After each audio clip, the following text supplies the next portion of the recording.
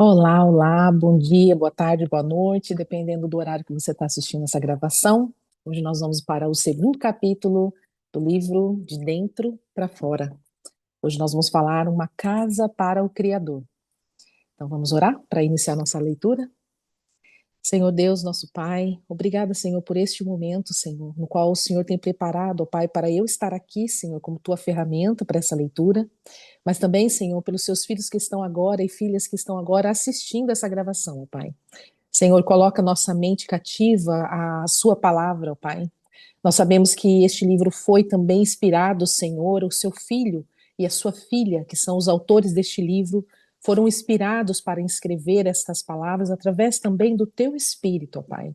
E o mesmo Espírito, Senhor, nós pedimos agora, em nome de Jesus, que testifique no nosso coração e fale conosco toda a palavra que é referente à nossa vida e à vida dos próximos que estão assim à nossa volta, ó Pai. Ó Deus, eu te peço, Senhor, que nenhuma influência maligna venha, Senhor, acometer o nosso entendimento, chamar a nossa atenção de alguma forma, ou desviar a nossa atenção para outras coisas, ó Pai. E nós, desculpa, uma autoridade que é dada pelo teu nome nesta terra, nós damos uma ordem ao mundo espiritual, para que eles saiam agora em nome de Jesus. Ó Deus, obrigado, ó Pai, por este momento. Esteja, Senhor, usando-me como tua ferramenta, ó Pai, para esta leitura. Em nome de Jesus. Amém. Eu vou pedir muito desculpa para vocês já desde o início, porque hoje eu estou com bastante tosse e a minha garganta está mesmo ruim. Pensei até em cancelar, mas não gosto de cancelar compromisso. Enquanto nós podemos fazer o compromisso, vai ser assim. Então eu peço desculpa dos momentos que eu vou ter que parar, tomar água, a garganta vai ficar arranhando, e nós vamos dessa forma, tá bom?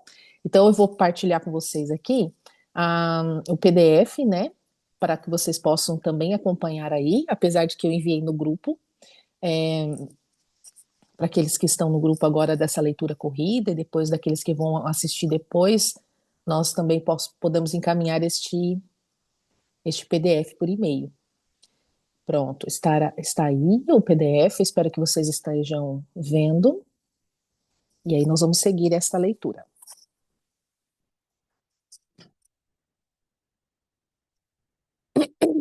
Então, hoje nós vamos falar Uma Casa para o Criador. Capítulo 2. O arquiteto do universo projetou uma casa com a sua cara.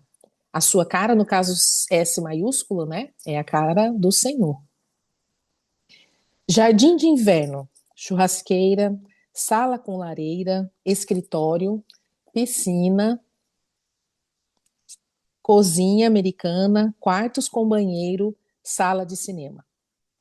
Se você tiver recursos financeiros ilimitados, ou se você tivesse recursos financeiros ilimitados, como seria a sua casa? Mais moderna ou mais rústica? Cheia de cores ou apenas branca?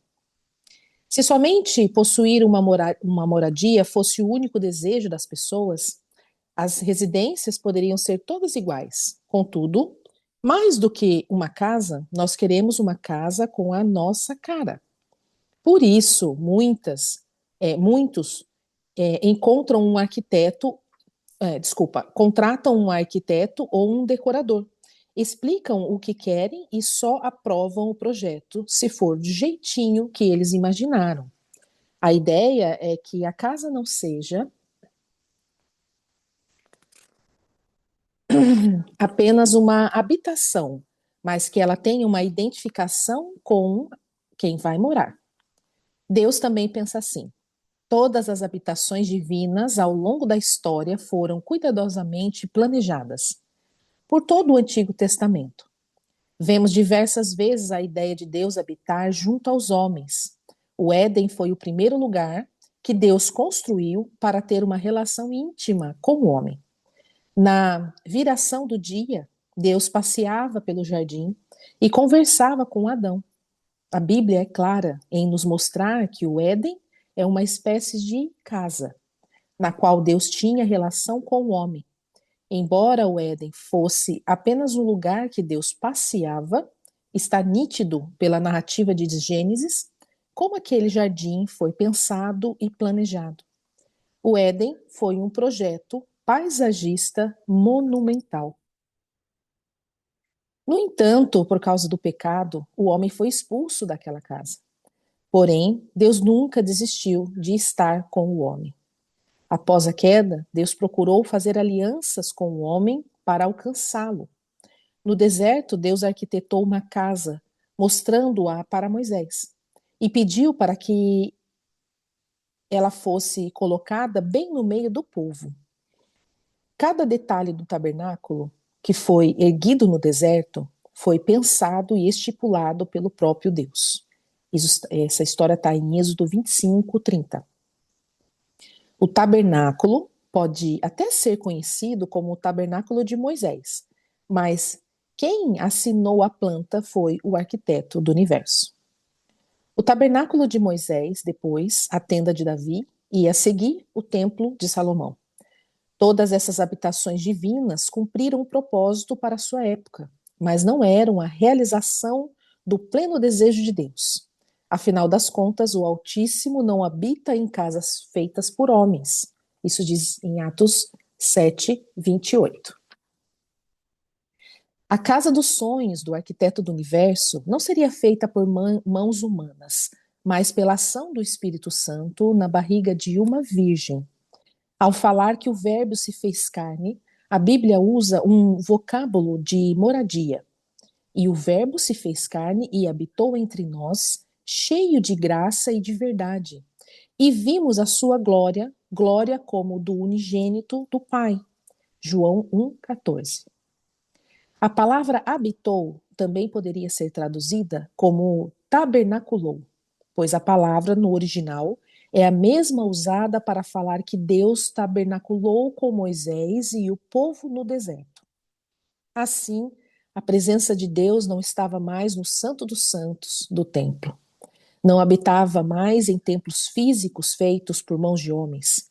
Pela primeira vez na história da humanidade, a presença de Deus habitou em um templo de carne e osso.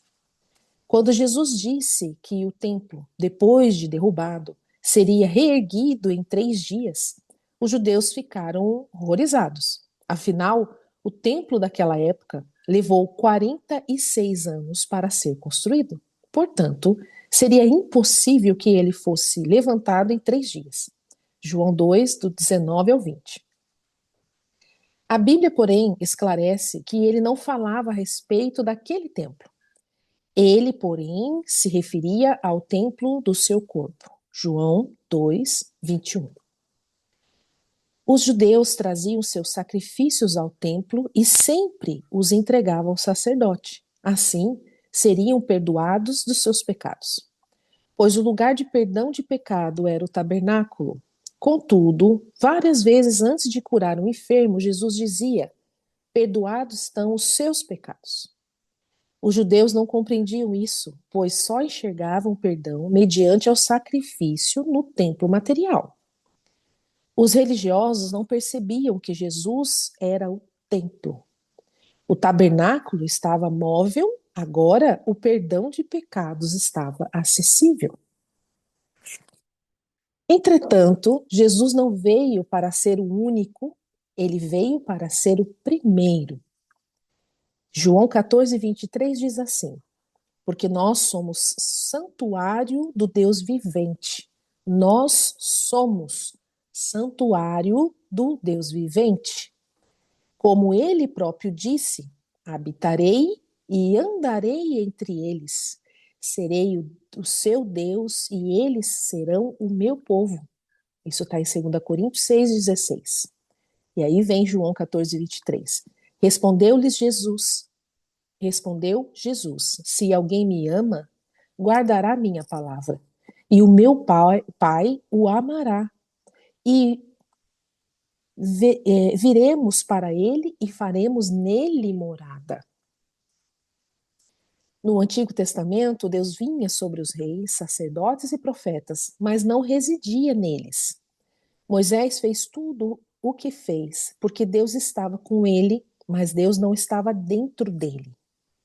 Elias profetizou com a unção do Espírito sobre ele e não dentro dele. Eliseu até ressuscitou um morto pelo poder de Deus, mas não possuía esse poder residindo nele. Cristo em nós, habitando dentro de nós, é um ministério que esteve oculto por todas as gerações passadas, mas é a esperança da glória de nossa geração. Em Colossenses 1, 26, 27, eu acredito que seja assim, Colossenses. E sempre que houver assim, alguma coisa errada que eu fale, eu gostaria que vocês me enviassem um feedback, seja pelo WhatsApp, o Instagram, ou seja aqui mesmo no comentário desse vídeo, para que eu possa sempre ter mais atenção e aprendendo também com vocês, né? Porque nós estamos aprendendo aqui todos juntos. Diz assim: o ministério que estava oculto dos séculos e das gerações, agora, todavia, se manifestou aos seus santos, os quais Deus quis dar a conhecer qual seja a riqueza da glória deste ministério entre os gentios. Isto é, Cristo em vós, a esperança da glória. Por que só agora? Porque depois da obra de Cristo na cruz, Deus pôde fazer algo em nós, para que a sua casa fosse conforme a sua imagem. Ezequiel 36, do 26 ao 27, diz assim: E dar-vos-ei um coração novo, e porei dentro de vós um espírito novo. E tirarei da vossa carne o coração de pedra, e vos darei um coração de carne. E porei dentro de vós o meu espírito, e farei que andeis nos meus estatutos, e guardeis os meus juízos, e os observeis. Antes de habitar em nós, ele nos dá um novo coração, um espírito novo. Ao tirar o coração de pedra, que fala de um espírito morto, ele diz que só depois da mudança de coração é que colocará dentro de nós o seu espírito. Essa ideia de tirar o espírito morto, espírito com letra minúscula, né, minúscula, e dar um espírito novo aponta para o novo nascimento. A habitação de Deus se manifesta em um espírito novo. Ele primeiro faz a casa e depois veio morar. Fez a casa e depois veio morar. Primeiro Jesus soprou dando vida, depois disse: recebei o Espírito Santo. Em João 20, 22 diz assim: E havendo dito isso, assoprou sobre eles e disse-lhes: recebei o Espírito Santo. A casa tinha cara, melhor dizendo, a imagem de Deus. Assim como Deus deu detalhes para Moisés de como era o tabernáculo no qual veio habitar, assim também o Eterno tinha o projeto claro de como era a sua casa em nós. Nesse projeto arquitetônico, Deus não planejava apenas reformar o que estava caído. O arquiteto do universo desejava algo novo. O novo. O primeiro milagre de Jesus foi feito em um casamento. Ele transformou água em vinho. Mais do que apenas um milagre para ajudar um casal, este momento revela-nos o padrão segundo o qual Deus opera. Nas tradições das festas de casamento judaico, o melhor vinho era sempre servido no início. Com o decorrer da festa, a qualidade do vinho ia caindo. A ordem era do melhor para o vinho pior, para o pior vinho. Quando Jesus faz o milagre, o mestre de sala prova o resultado e diz: todos costumam pôr primeiro o bom vinho, e quando já beberam fartamente, servem o inferior. Tu, porém, guardaste bom vinho até agora. João 2,10. Jesus não apenas renovou o estoque de vinho, ele não fez mais do pior. Tampouco fez o vinho da mesma qualidade do que havia no início da festa. Por favor, pense nisso. Jesus não levou as pessoas a experimentarem algo que já havia vivido. Nem a qualidade do início serviu de referência para elas. Na verdade, O vinho provado pelo o mestre da sala ainda não tinha sido servido naquela festa. Jesus fez algo novo. Muitas vezes oramos para que Deus nos leve a ser o que éramos no início da nossa caminhada com Ele, para que nosso casamento volte à mesma euforia do começo, ou que o ministério seja cheio de fervor como quando começamos. Quem faz essa oração está tendo o passado como referência. Deus tem Cristo como referência. E o vinho que ele pretende fazer excede até mesmo aquele que foi provado no início da festa.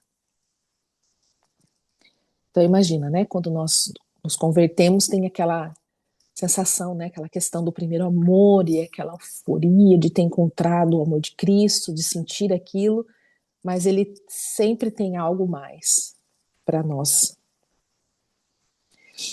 O padrão que Deus operou em Canaã da Galileia é o mesmo que ele operou em nosso espírito no novo nascimento. 2 Coríntios 5,17 diz assim: E assim, se alguém está em Cristo, é nova criatura. As coisas antigas já passaram, eis que se fizeram novas. No original da palavra traduzida nova é a palavra kainos, que significa novo, fresco, recente, não usado, não surrado, de um novo tipo, sem precedente, incomum, desconhecido. Você consegue entender o que Deus fez? Leia novamente o versículo e entenda de que espécie de espírito você é. E isso aqui está em Lucas 9:55. Se você quiser, pode pausar agora esse vídeo e consultar diretamente na fonte, que é a palavra do Senhor. Uma espécie sem precedente, incomum, não usada, desconhecida. A nova criação é tão grandiosa que ela não é uma mera repetição da primeira. Deus não nos fez ser como Adão, não há precedentes. O que ele fez em nós era desconhecido da história. Ele não nos fez ser o vinho do início da festa. O que ele faz é novo. Esse é o padrão do nosso Deus. Aleluia. O próprio Jesus disse: ninguém põe remendo de pano novo em veste velha, porque o remendo tira a parte da veste e fica maior a rotura. Nem se põe vinho novo em odres velhos. Do contrário, rompe-se os odres, derrama-se o vinho e os odres se perdem. Mas põe-se vinho novo em odres novos e ambos se conservam. Mateus 9, de 16 ao 17. É necessário um recipiente novo para guardar algo novo. Deus lança fora os odres velhos para estabelecer odres novos. Deus nos dá um espírito novo para então colocar o vinho novo, que é o seu espírito. Algumas pessoas acham que a nova criatura é um remendo na velha, uma espécie de melhoramento do espírito humano morto, como se Deus estivesse recauchutando os pneus.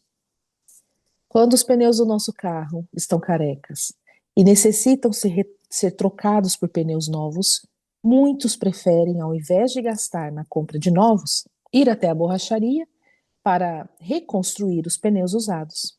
Usam uma estrutura resistente do pneu gasto, liso, para incorporar uma nova borracha de piso, da forma que este ganha outra vida. É o velho com ares de novo. De novo.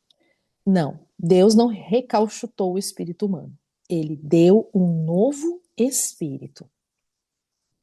2 Coríntios 5:17. E assim, se alguém está em Cristo, é nova criatura, e as coisas antigas já passaram, eis que se fizeram novas. Eis que se fizeram novas. Para a nova criatura, as coisas tornaram-se novas. A mesma palavra usada para criatura é também usada para as coisas que lhe acontecerão. Kainos é repetido para mostrar que coisas sem precedentes, incomuns, estão reservadas para quem nasceu de novo. Existe renovo para quem recebeu o novo. não por obras de justiça praticada por vós, mas segundo a sua misericórdia, ele nos salvou mediante o lavar regenerador e renovador do Espírito Santo.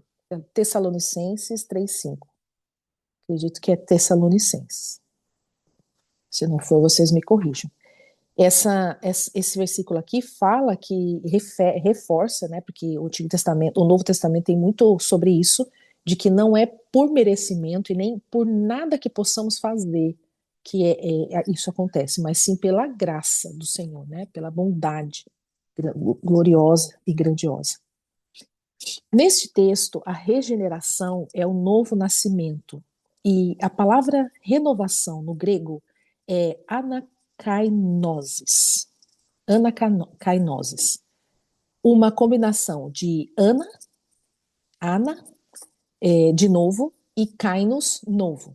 Indica que quando Deus nos renova, ele traz o novo de novo. Essa vida que você experimentou sem precedentes no novo nascimento é manifestada de novo quando ele o renova. Agora nós vamos falar da santidade. Embora o arquiteto do universo tenha planejado algo novo, no sentido de ser sem precedentes, para sua morada, ele a desenhou conforme os mesmos princípios que sempre seguiu.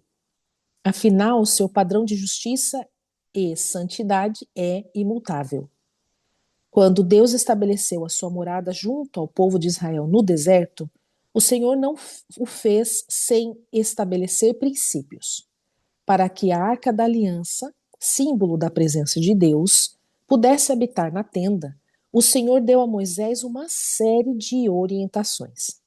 No átrio, por exemplo, deveria haver uma bacia para lavar as mãos e os pés dos sacerdotes. Indicava limpeza e pureza.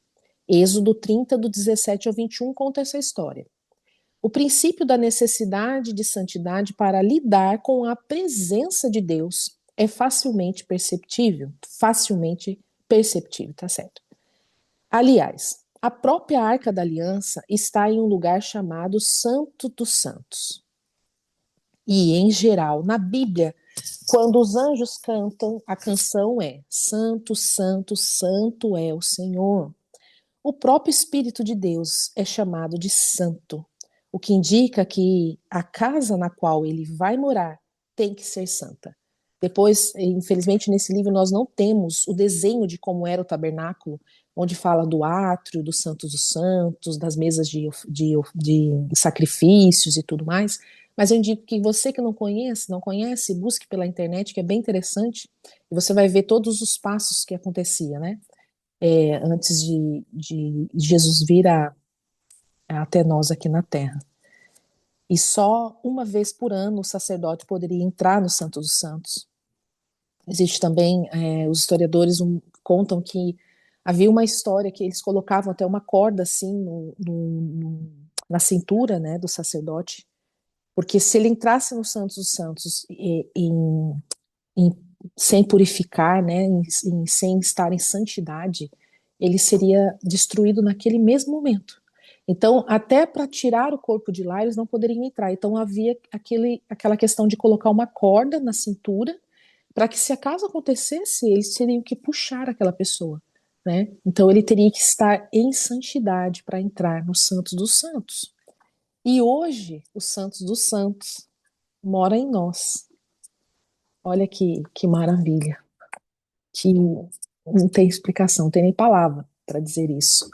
Por isso que o nosso corpo é chamado o templo do Espírito Santo. Sério isso, né? Em Efésios 4:24, diz assim: E vos revistais de novo homem. E vos revistais de novo homem, criado segundo Deus, em justiça e retidão, procedentes da verdade. O texto acima nos chama a seguir como um novo homem, e diz que este novo homem foi criado segundo Deus. O novo homem, ou seja, a nova criatura, foi criada de acordo com o modelo de Deus, em justiça e retidão, procedentes da verdade. Como Deus iria habitar dentro de um espírito humano pecaminoso?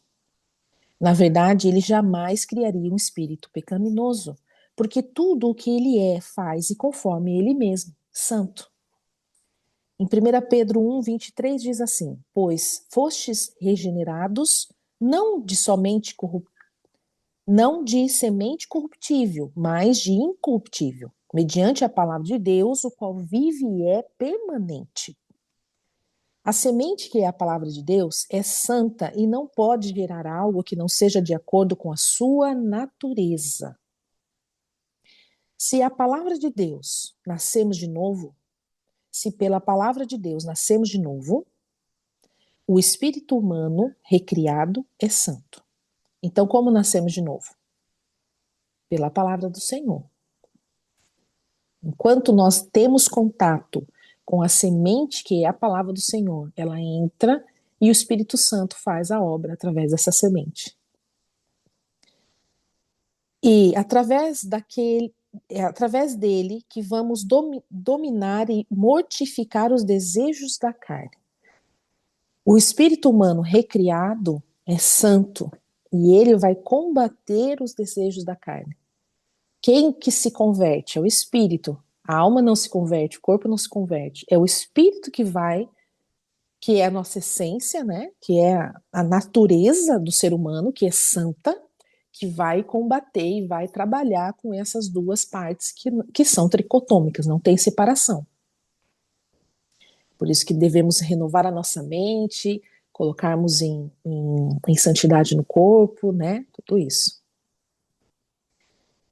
Mortificar os desejos da carne. De fato, nosso novo espírito é santo, não apenas por ter sido feito segundo o molde do morador, mas por carregar a sua essência. Agora vamos ler sobre a essência. Chamamos de matéria-prima a substância principal utilizada na fabricação de algo. Não há lápis sem madeira, borracha sem látex e nem tecido sem algodão. Sem o material genético da mãe e do pai em conexão, uma criança não pode ser gerada. Da mesma forma, não existe a nova criatura sem a matéria-prima do Criador. Vamos ler de novo. Da mesma forma, não existe a nova criatura sem a matéria-prima do Criador. Para fazer de nós uma nova criatura, Deus não se utilizou de elementos já criados como a rocha, o ferro ou a madeira. Ele não terceirizou a nova criação. A palavra de Deus nos ensina que Cristo é o princípio. E a palavra princípio no grego é arche, que detona princípio no seu sentido exato, o lugar numa sequência temporal, onde algo novo que também é finito começa. Governo, poder, o material original do qual tudo se desenvolveu. Cristo é a matéria-prima da criação, pois nele foram criadas todas as coisas, nos céus e na terra, as invisíveis e as visíveis e as invisíveis, sejam tronos, sejam soberanias, quer principados, quer potestades. Principados são do mundo das trevas, são os mais potentes ali, em questão de hierarquia, são os mais poderosos. Potestades vêm depois deles. Foi tudo foi criado por meio dele e para ele. Colossenses 1,16. Cristo foi o material original do qual tudo se desenvolveu. Deus fez a criação a partir da sua palavra, e a palavra é Cristo. Quando Deus vai criar o novo homem, ele usa esse mesmo molde.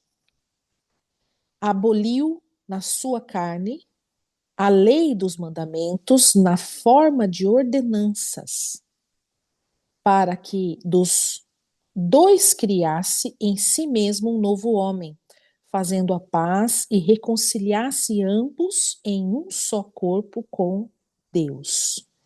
Efésios 2:15-16.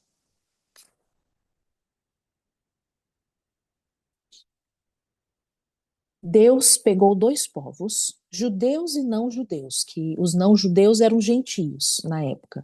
Vocês, quando leem a Bíblia, podem ver assim, os gentios e os judeus. E criou em si mesmo um novo homem. Cada pessoa da face da terra que recebeu o evangelho foi criada a partir de Cristo. Recebeu dele uma nova natureza. Deus usou a si mesmo para recriar-nos. O espírito morto recebeu a vida eterna, a vida do próprio Deus. Vida eterna não fala apenas de uma vida de extensão infinita, mas de um tipo diferente de vida. Da mesma forma que um peixe tem vida aquática, Deus tem a vida eterna. A Bíblia não fala que vamos ter a vida eterna quando morremos e formos morar no céu. O texto diz que aquele que crê já tem a vida eterna. Por isso, quem crê no Filho tem a vida eterna. Tem, não é terá, tem a vida eterna. Isso está em João 3,36. Em vários momentos nas Escrituras, percebemos que Deus, querendo compartilhar sua natureza divina com o homem, ele mudou o nome de Abrão para Abraão, que significa pai de multidões, sendo que ele mesmo é o pai de multidões. Deus é o grande libertador, mas chamou Moisés para ser o libertador do povo de Israel.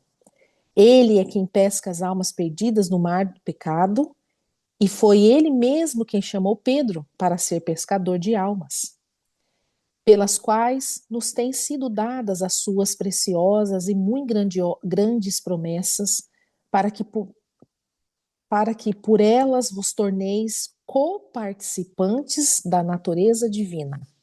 Segundo a Pedro 1,4.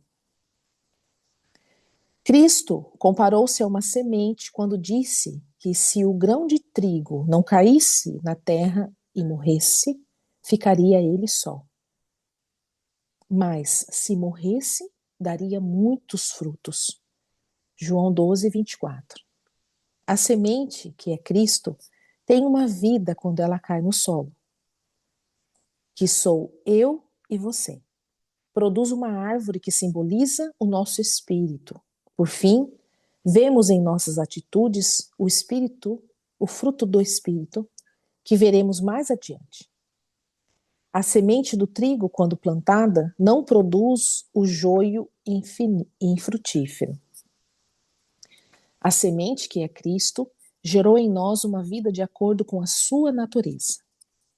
Outra analogia que nos mostra o compartilhar da natureza divina com o homem é a ideia de marido e esposa aplicada ao relacionamento entre Cristo e a noiva, que é a igreja.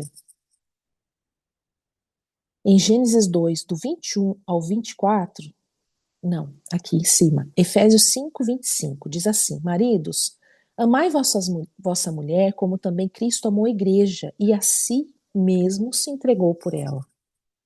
Olha como é forte o pedido do homem para o homem. Marido, ame a sua esposa.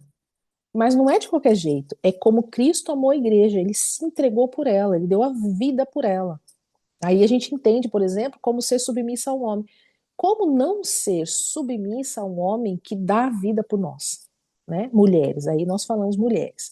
Agora, essa questão também, eu sei que não tem a ver aqui com o assunto, mas nós entramos sim no assunto, de submissão é estar sob a missão, é auxiliar o homem em sua missão. Não é essa submissão que o mundo prega, né? É uma submissão que a Bíblia prega.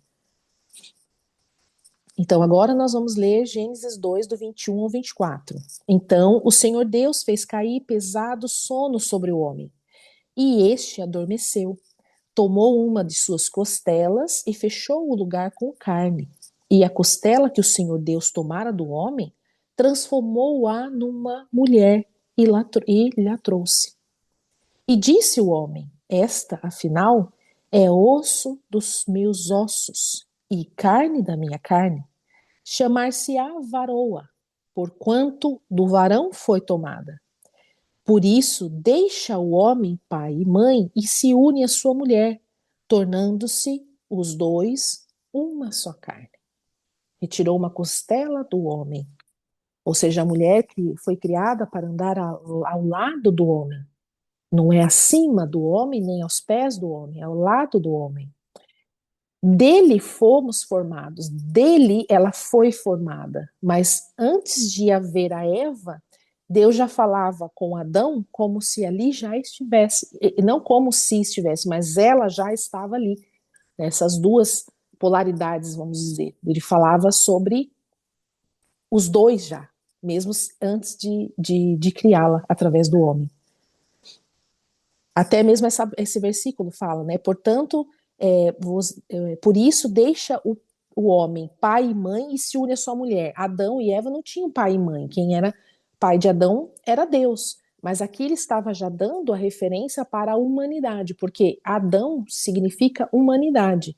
Então ele já estava dando o exemplo para a humanidade de que quando casamos, deixamos pai e mãe e nos unimos como uma só carne com o nosso marido, com a nossa esposa, deixamos pai e mãe e nos unimos.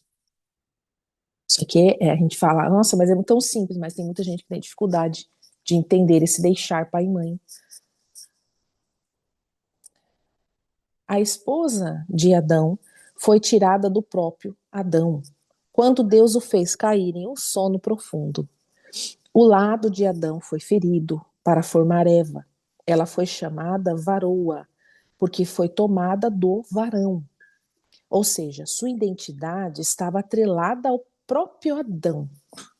Atenção aqui também, mulheres, nós, mulheres, nossa identidade está atrelada ao homem, ao próprio Adão aqui. Mas, por exemplo, todas aqui que são casadas, nossa identidade está atrelada ao nosso marido. Até porque nós somos a pessoa que auxiliamos ele na missão. Percebe que nós estamos falando de identidade, que é uma das maiores armas do inimigo para atacar. Ele pega na identidade, principalmente, e uma das maiores dificuldades que nós temos, não só homens, mas a maioria são mulheres, nessa questão da identidade. Semelhantemente, Deus fez Jesus cair no profundo sono da morte. Na cruz, ele foi ferido, suas mãos e pés foram cravados e o seu lado aberto por uma lança. Quem já assistiu aí, né, o filme da crucificação de Jesus deve ter visto essa cena, né, onde eles furam com lança e jorra água ali daquele lado do Senhor que foi furado. Foi através da morte do último Adão, porque o primeiro Adão, filho de Deus, segundo Adão, Jesus, também filho de Deus, mas vindo de barriga de mulher. Só assim, né, para poder cumprir a obra redentora do Senhor. Foi através da morte do último Adão que Deus fez a igreja. A igreja somos nós, gente. Quando fala igreja, não é o físico, o templo ali onde nós vamos prestar culto ao Senhor. A igreja somos nós que formamos. E muitos de vocês que estão aqui assistindo pode falar assim, nossa, mas isso a gente já sabe, vamos continuar lendo o livro. Mas assim, tem pessoas aqui que eu sei que não tiveram contato ainda com a palavra do Senhor, estão nascendo agora, estão novos na fé, precisam do leite ainda. Então é por isso que eu falo como se fosse para pessoas que não conhecem, né, ainda da palavra. Então, se você já é conhecedor da palavra, se mantenha em oração para aqueles que ainda não conhecem totalmente a palavra, ainda precisam do alimento do leite, ou seja, explicadinho, né? Do começo, como é que era. E para a gente também, que já tem um pouquinho do alimento sólido, a gente também precisa lembrar dessa parte, que nós precisávamos de alimento em leite ainda como crianças, até mesmo para que a gente não se glorie no nosso entendimento e não venha cair sobre nós essa arrogância, né? A igreja. Ela só pode ser chamada assim, porque foi tomada do corpo de Cristo. A identidade da noiva está baseada no noivo. A noiva, unindo-se com o noivo, torna-se um com ele. Na Bíblia, quando fala noivo, é Jesus, noiva é a igreja. 1 Coríntios 6,17. Mas aquele que se une ao Senhor é um espírito com ele. Assim como Deus falou para Adão e Eva, que quando eles se juntam, se tornam um só, assim Deus fala para nós também. Como Cristo é o noivo e nós somos a noiva, quando nós nos unimos, nós nos tornamos um só, porque Cristo vive em nós. Cristo é a matéria-prima da nova criação. Pare de olhar para a sua vida como se ela não fosse nova, como se não possuísse uma essência capaz de produzir em você e através de você frutos conduzentes com essa nova natureza.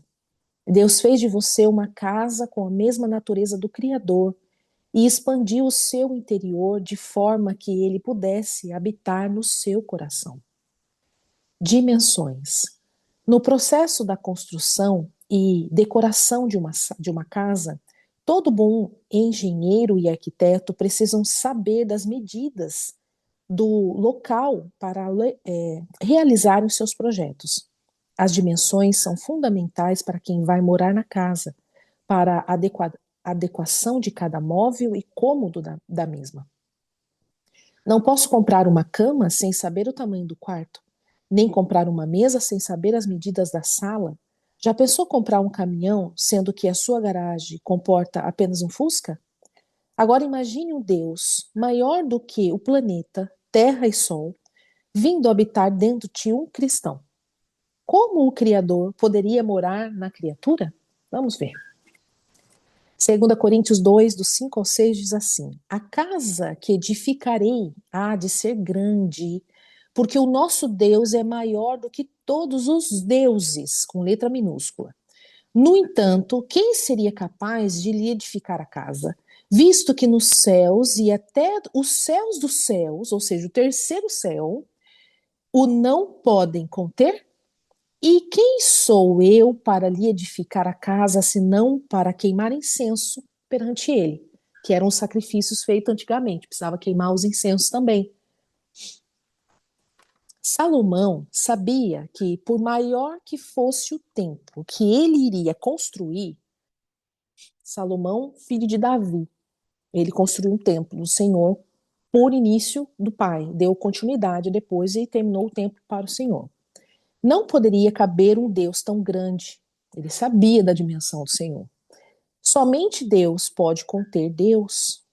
Ele fez o nosso espírito na dimensão exata para ser a sua casa. Uma casa nova com seus princípios e com sua essência. Tudo isso para que sua presença pudesse habitar para sempre no homem. Que incrível milagre! O Deus que não cabe no planeta Terra, no Sol, nas estrelas ou no mar, fez algo sobrenatural dentro de mim e de você, para que ele pudesse caber em nós. Aleluia!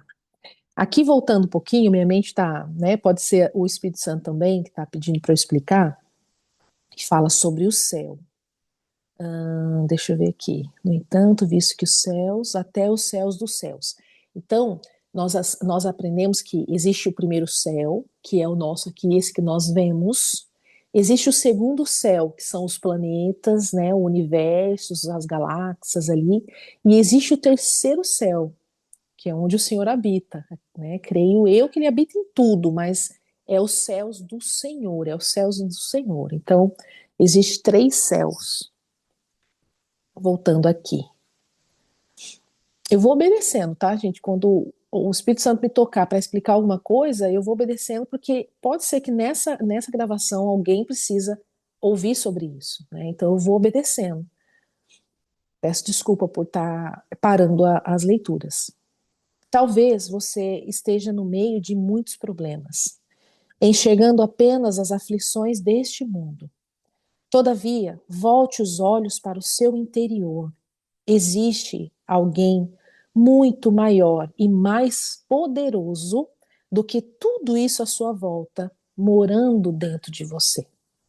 É muito mais do que podemos enxergar.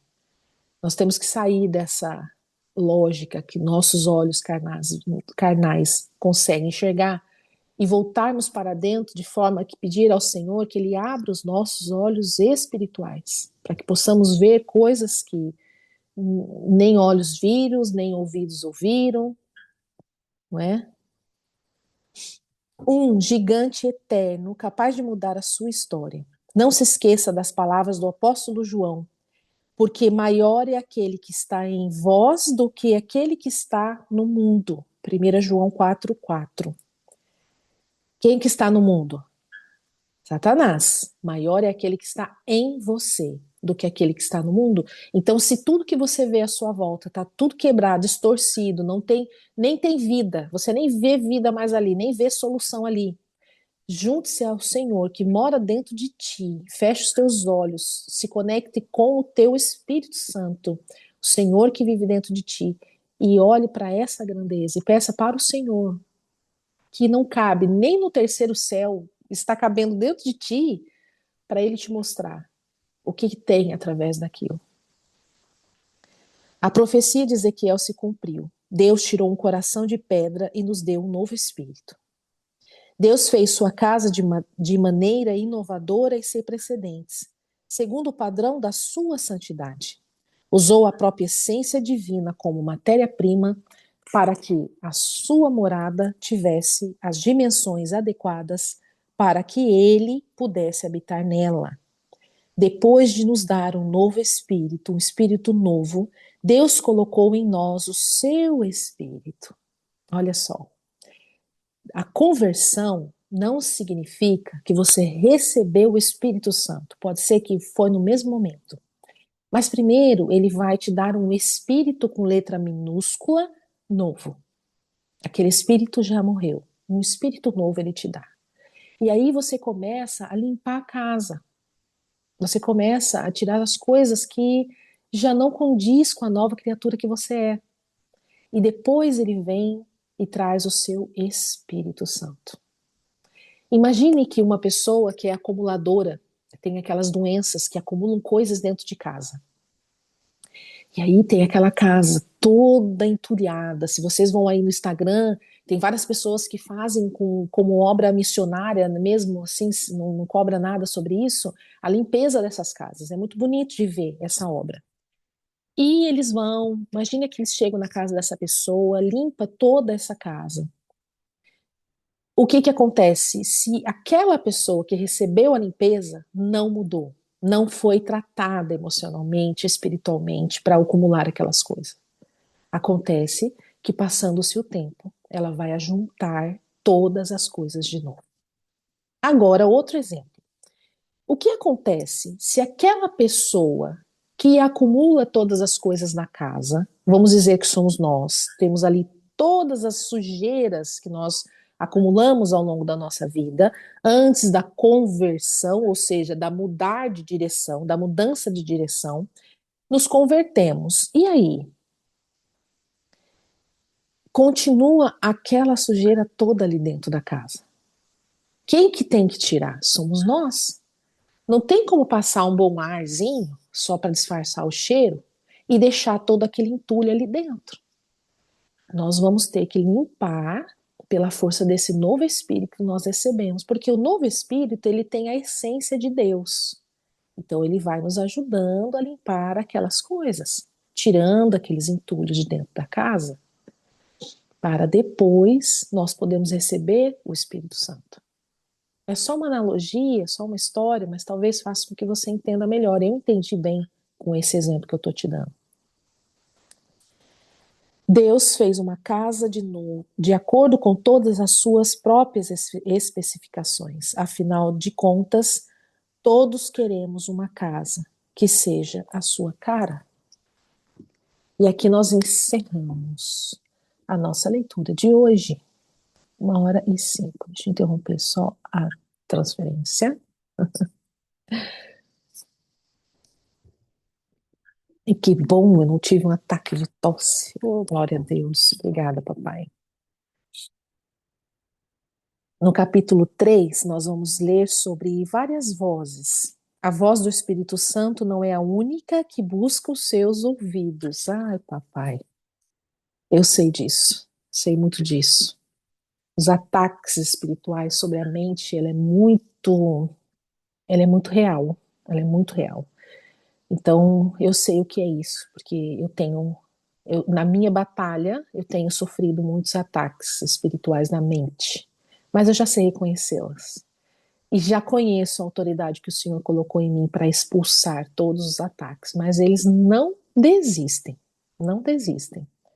Então, eu estou me munindo das ferramentas de guerra, né, que são a capacete da salvação, a couraça da justiça, sandálias, né? Então eu não tenho gravado, mas eu sei que o Senhor que nos capacita para esses ataques da mente. Nós vamos ler isso na próxima leitura, que é o capítulo 3. Convido a você a estar aqui presente comigo, ao vivo. Se não puder, convido você a assistir a gravação, como você está assistindo agora. Eu também acredito ser muito válido, tanto porque a gente pode pausar, passar à frente, colocar mais rápido, pular, enfim. Mas acredito, peço que vocês acompanhem essa leitura que está sendo mesmo feita de coração. Só o Senhor sabe, né, o porquê de eu fazer o clube do livro. Eu agora, assim, de momento, hoje mesmo eu levantei orando e pedindo para o Senhor um, que Ele me mostrasse, Senhor, por quê? Né? Por que o Senhor quer que eu faça esse clube do livro? Por que que o Senhor eu só estou obedecendo, mas tô perguntando, sabe? Questionando, Senhor, Deus me perdoe, meu Deus. E ele só fala para mim fazer. Ele só fala para eu estar aqui. Mesmo assim, ó, sem ninguém. Ele só fala para eu estar aqui. Eu sei que ele está me curando essa deficiência que tem de atenção, déficit de atenção que seja. Então eu pulo as letras, eu leio errado, ou eu leio uma palavra antes da outra. Enfim, já expliquei isso para vocês, muitos daqui que estão aqui já sabem. Mas ele sabe o porquê. Eu sei que pode ter pessoas que vão assistir depois, eu não sei ainda onde eu vou colocar esses vídeos depois gravados, se é numa plataforma, ou se eu vou abrir no YouTube aberto, eu não sei se posso abrir, porque são livros, né, que são do Seminário Teológico Carisma, onde eu recebi a autorização para poder estar lendo aqui com vocês. Mas o Senhor sabe. Então eu estou aqui em obediência e de coração mesmo, porque quando eu começo a oração assim, o Senhor já vai transformando minha vontade de estar e aí eu estou aqui totalmente completa com vocês assim, de coração e alma mesmo, sabe? Mas depois as setas, né? Talvez as setas de Satanás ficam aqui catucando, catucando. Por que você está fazendo isso? Olha, você está gravando aula sozinha, aula, não encontro, né? Eu não sou professora. Fazendo encontro sozinho, não tem ninguém aqui com você. Por que você está fazendo isso? Porque eu estou obedecendo ao Senhor. A única resposta que eu tenho é essa, porque o Senhor pede para eu fazer, então eu vou continuar obedecendo ao Senhor. E eu também estou sendo edificada, porque eu já li esse livro e agora lendo junto aqui, nessa gravação, tem coisas que eu não tinha visto. Então eu estou prestando mais atenção. Vamos encerrar aqui com uma oração. Convido você a fechar os seus olhos comigo, inclinar a sua cabeça. Pai, Pai querido, Pai amado, obrigada, Senhor, por este momento. Só o Senhor conhece, Senhor, o mais profundo do nosso coração e sabe qual é a intenção do nosso coração é estar aqui, Senhor, ouvindo desta gravação. E o meu também, Senhor, tu sabes e conhece o meu coração, a vontade de estar e muitas vezes a relutância de estar aqui, Senhor, fazendo aquilo que o Senhor me mandou fazer, ó Pai. E o Senhor conhece nosso passado, nosso presente, nosso futuro, porque na tua jurisdição nada é indivisível. É tudo agora, tudo acontece agora, o nosso tempo, o nosso espaço não é o mesmo que o teu. Então o Senhor conhece todas as coisas, ó Pai. Te peço, Senhor, que o Senhor coloque essas palavras no nosso coração. Hoje nós aprendemos muito sobre a casa que o Senhor quer preparar para nós, quer que esteja preparada para que possamos receber o Teu Espírito dentro de nós, para que Ele possa estar confortável dentro do nosso corpo, da nossa alma. Senhor, nos ensina, Senhor, e coloca, Senhor, essas palavras no nosso coração, para que possamos lembrar no dia a dia e que o Espírito Santo possa nos lembrar no momento certo também essa palavra e que ela seja gerada, assim como o teu exemplo da semente, ela seja gerada dentro do nosso coração no momento em que o Senhor quiser, ó Pai. Ó Deus, eu te peço, Senhor, que esteja protegendo e cuidando da família de cada um, a saúde, Senhor, e a mente de cada um que está aqui, aqueles que não puderam estar ao vivo, os que estão assistindo em gravação. Também te peço, Senhor, que continue usando a mim, Senhor, e me protegendo e a minha família de todo mal. Em nome de Jesus. Amém. Obrigada, você que assistiu a gravação. Obrigada, papai, por estar aqui comigo neste momento. Nos vemos na próxima segunda-feira. Beijo.